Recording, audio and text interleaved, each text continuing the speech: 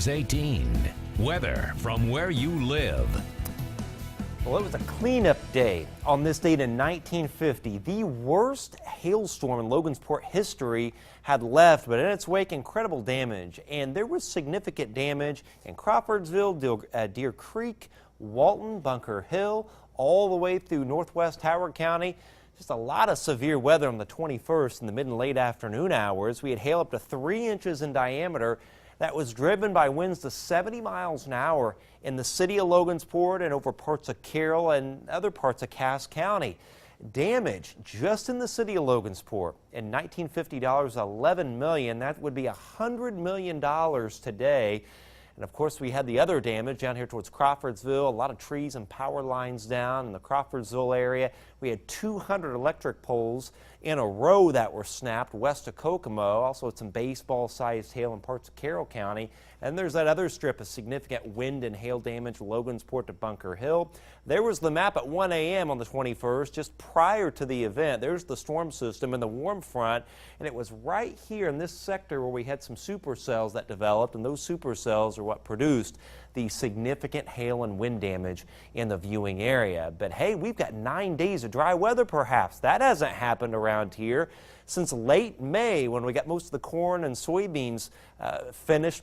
We finished planting corn and soybeans anyway during that dry spell. And before that, you got to go back to September 2013 to find such a dry spell. So it's been a long time coming. Pretty wet around here for a good year. Nice warm week though, crisp cool nights with some patchy fog, warm bright days, temps as much as 10 to 15 degrees above normal. Showers and storms at the very end of the month and as we begin October, and then a brief little shot of cold air comes in. Tonight 40 Frankfort, 39 towards Colfax and Thorntown, 39 Atlanta, 42 Lafayette, but 45 at Remington, Oxford, and Fowler. Tomorrow around 70 to the mid-70s with all that sun around, and still nice on Wednesday, even warmer, mid to upper 70s with just a few high thin cirrus clouds, and that will be it as the warm dry pattern settles in. Really from tomorrow right into next weekend, the upper jet will be way north, so it bottles the cold air up, and the cutoff low in the west will keep it kind of chilly, rainy, and unsettled there. The thing is, that upper low will eventually kind of merge with the jet kind of moving southward. So we'll have a storm system here.